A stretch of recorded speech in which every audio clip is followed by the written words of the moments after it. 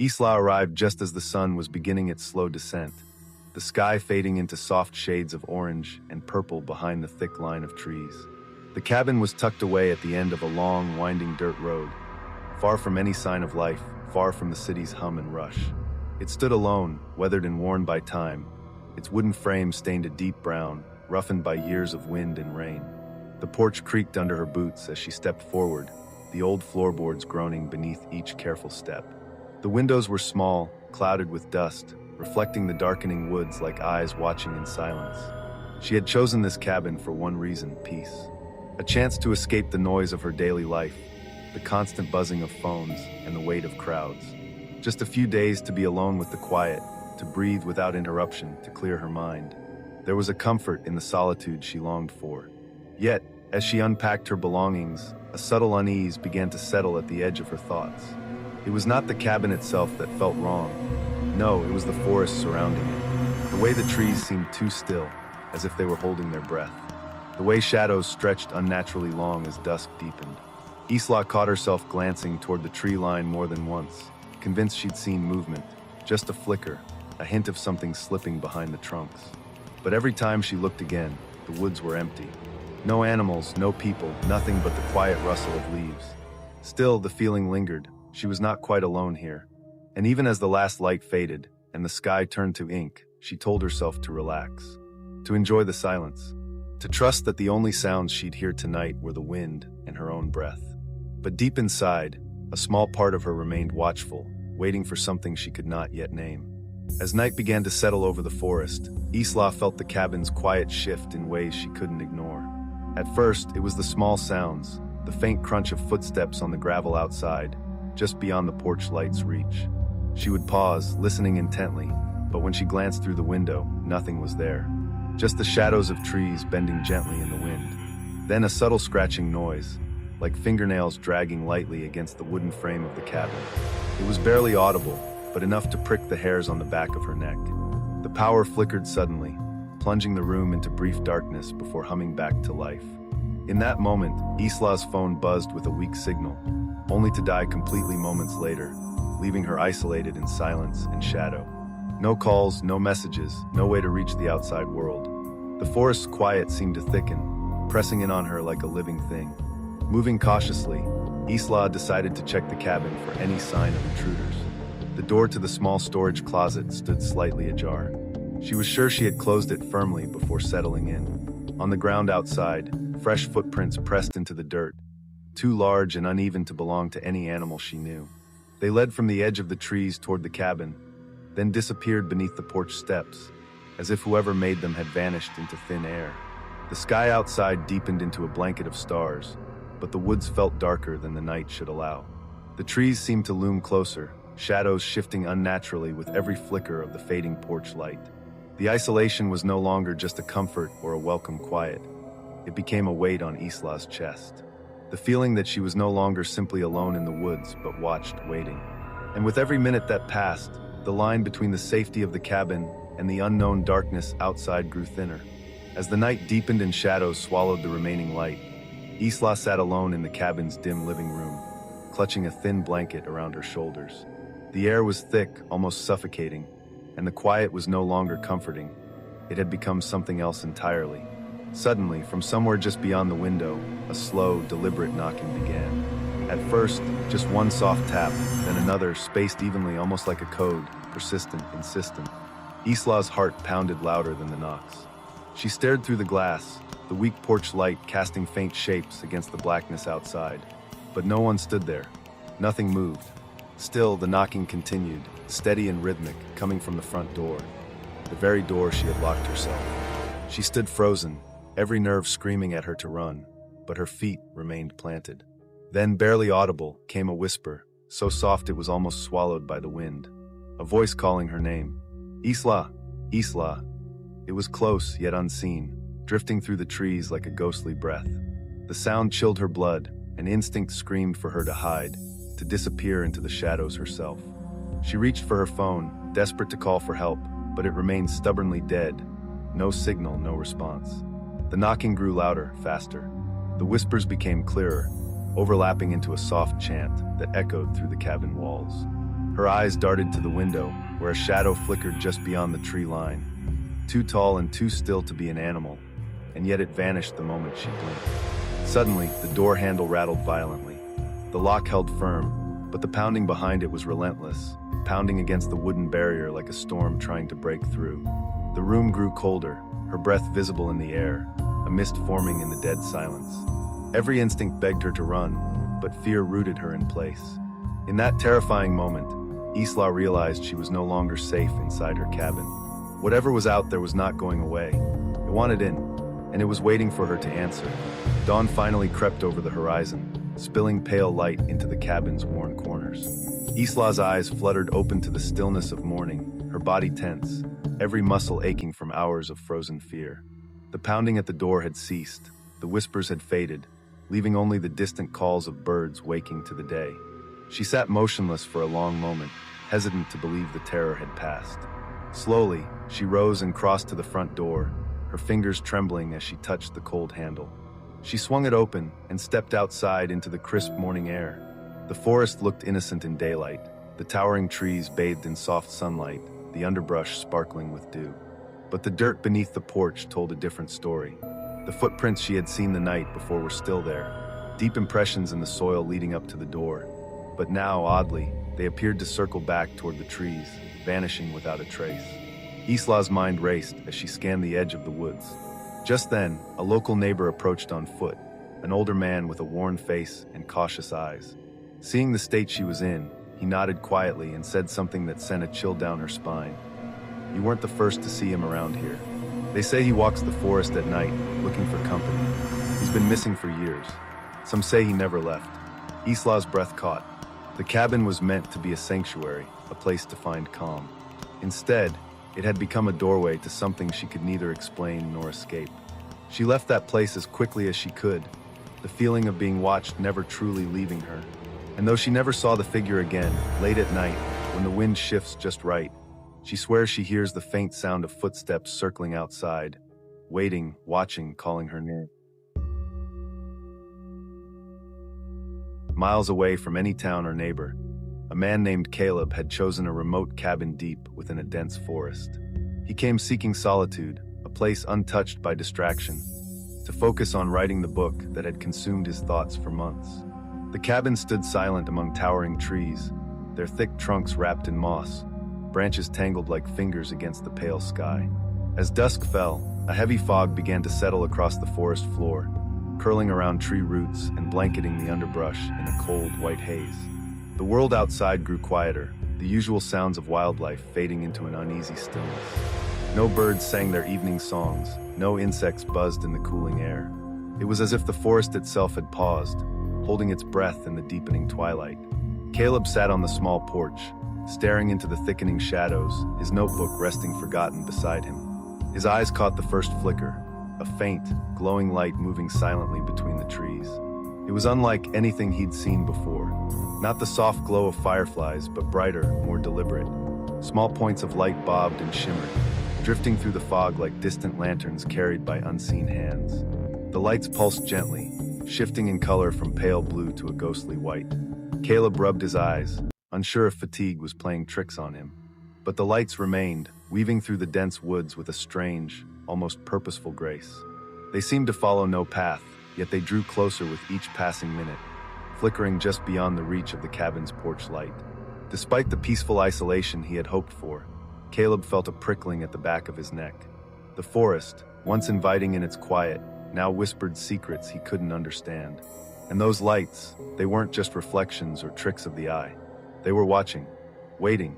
As night deepened, the strange lights continued their silent dance through the fog-shrouded forest.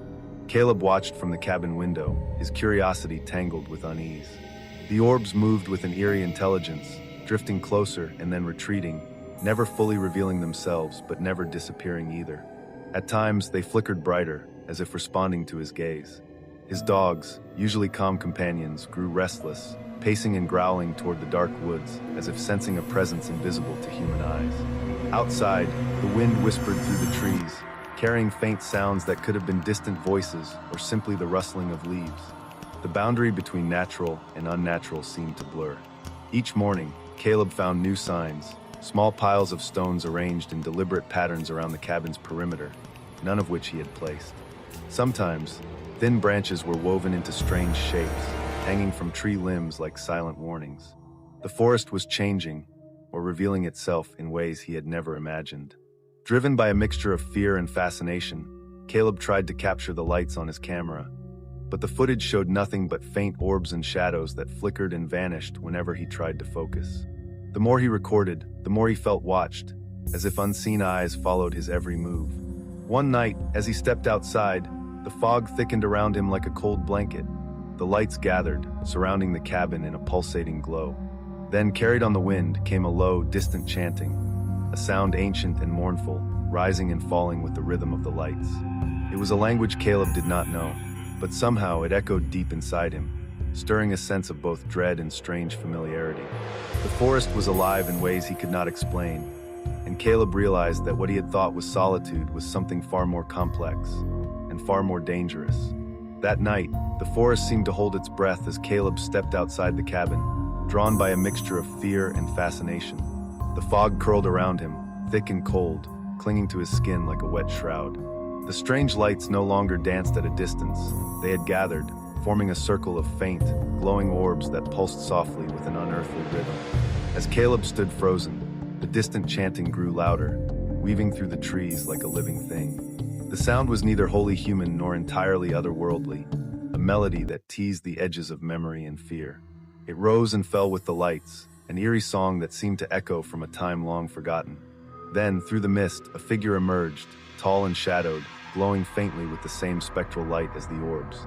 It moved with deliberate grace, its shape barely distinguishable beneath the shifting fog, as if part of the forest itself. Caleb's breath caught in his throat. He tried to look away, but his eyes were fixed, unable to blink or look away. The figure paused, turning slowly to face him. Though its features were blurred and indistinct, Caleb felt an overwhelming presence, something ancient and powerful, watching him with an intensity that seeped into his bones. The cold pressed deeper, and his heart hammered wildly in his chest. Suddenly, the orbs flared brightly, surrounding Caleb in a blinding glow. The chanting rose to a crescendo, a sound so deep and resonant it seemed to shake the very ground beneath his feet. Then, as quickly as it had come, the light vanished. The figure disappeared into the fog, leaving Caleb alone in the silent forest once more. He stumbled back to the cabin, shaken to his core, knowing that whatever he had witnessed was beyond explanation. The forest had revealed itself, and Caleb was left wondering whether he had been chosen or marked. Morning broke with a fragile light, spilling pale hues across the mist-covered forest. Caleb sat at the edge of the porch, his hands trembling slightly as he stared into the woods that now seemed different, uncharted and alive with secrets he could no longer ignore. The strange lights had vanished with the dawn, but their presence lingered in the cold air, like a shadow that refused to fade. Days passed, and Caleb found himself unable to shake the feeling that something had changed within him. The chanting, the glowing figure, it was as if the forest had whispered a message directly into his soul, one he could neither understand nor forget. His camera recording showed only flickers of light, strange patterns that defied explanation, and moments where the fog appeared to twist unnaturally, as if the forest itself was breathing. Locals in the nearest town spoke in hushed tones of old legends, stories of spirits who guarded the woods, appearing as flickering lights to those who wandered too close. They said these lights were not merely guides but warnings, signals to stay away or face the forest's judgment. Caleb left the cabin soon after, but the sense of being watched never fully left him. At night, when the world was quiet and the wind whispered through the trees, he could still hear faint echoes of that ancient chant, calling, beckoning, reminding him that some places are never truly empty, and some encounters leave marks that no sunlight can erase.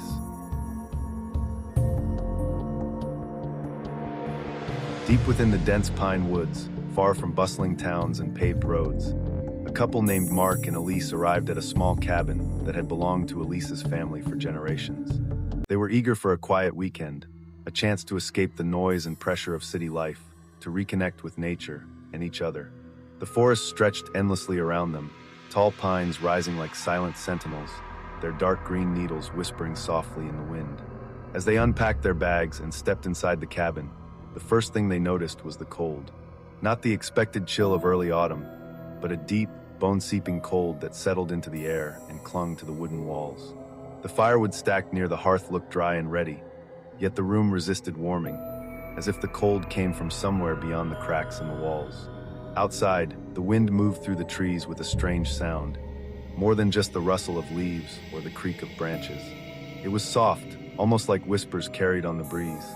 Mark paused by the window, listening closely. It was difficult to make out words, but the tone was gentle, calling, as if the forest itself was trying to speak. Elise smiled nervously and joked about the stories her grandmother used to tell. Tales of spirits that lived in the pines, whispering warnings and secrets to those who would listen. Yet, despite the warm fire she soon managed to kindle, the cold never quite left the cabin. Even as night fell and the sky darkened beyond the tall trees, an invisible chill lingered, settling deep in their bones. The feeling was subtle at first, a slight shiver, a sudden pause in breath, but it grew stronger as the evening wore on. For Mark and Elise, what began as a peaceful retreat was slowly becoming something else, something the quiet woods didn't want them to forget. As night deepened and darkness settled over the pine woods, Mark and Elise found themselves surrounded by a quiet far heavier than the absence of sound. It was then that the whispers began, soft and low, floating through the cabin like a faint breath. The words were impossible to understand, slipping through the air as if carried on a wind no one else could hear. Yet, the whispers were persistent, circling around the room, around them, always just beyond clear comprehension. At first, they dismissed the sounds as tricks of the mind or the natural creaks and groans of an old wooden cabin settling into the night. But soon, other signs appeared. Objects they were certain had been left untouched shifted slightly out of place. The subtle slide of a chair, a book resting at a different angle on a shelf, the faint disturbance of a curtain fluttering though the windows were closed. These small changes unsettled them, raising questions they dared not ask aloud. One night, Elise awoke suddenly, a chill crawling down her spine. Through the faint moonlight spilling in, she saw a dark shape standing silently at the foot of their bed. It was tall and still, an outline against the shadows. Heart pounding, she whispered to Mark, but he turned over without waking, brushing it off as a dream or fatigue. Alone with the shadow, Elise felt an unexplainable pull, a silent communication she couldn't ignore. The next day, while exploring the cabin's dusty corners, they discovered an old, weathered journal hidden beneath a loose floorboard. The fragile pages revealed the stories of previous occupants, people who had, like them, sought peace in these woods but instead found voices guiding them, whispering warnings and secrets. The journal spoke of nights filled with voices urging caution, of those who had listened and those who had not. For Mark and Elise, the line between the natural and the unknown was beginning to blur. The woods were alive with something ancient, and their retreat was turning into a struggle to understand the messages whispered through the pines. As the nights passed, the whispers grew louder, no longer just soft murmurs drifting through the pine needles, but clear voices that called Mark and Elise by name. The gentle rustling of leaves became a chorus of urgent commands, voices pressing closer, urging them to join the trees, to become part of the forest itself. The words echoed around the cabin, circling through the walls like a breathless wind that would not be ignored. One evening, Mark stepped outside into the dark woods, drawn by the relentless calling. Minutes stretched into an agonizing absence, and Elise's worry turned to panic. When he finally returned, Mark was different, his eyes vacant, his movements slow and unsteady. He wandered without speaking, unable to form words or respond to her desperate questions. The forest had touched him, changed him in ways Elise could neither understand nor fight against. The couple realized then that they could no longer stay. They packed hurriedly, fear driving every movement, every breath. But as they moved toward the car, the whispers followed, wrapping around them like unseen hands.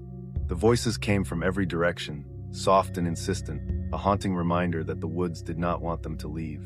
Even in the safety of their vehicle, the chilling words continued, fading only when the engine roared to life, and they sped away from the cabin and the shadows beyond.